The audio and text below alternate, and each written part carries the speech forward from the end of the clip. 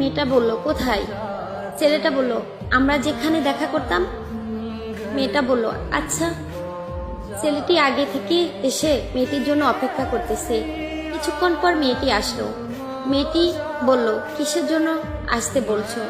ছেলেটি বলল, চোখ বন্ধ করো। মেয়েটি বলল, কেন? ছেলেটা বলল, এত প্রশ্ন করো কেন?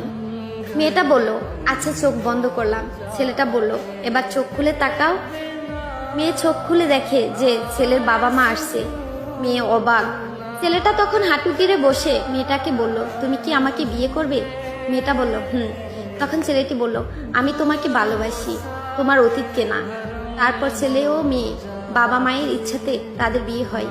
হ্যাঁ, এটাই সত্যিকারের ভালোবাসা। অতীত জেনেও ভালোবাসার মানুষটি ছেড়ে যায় না।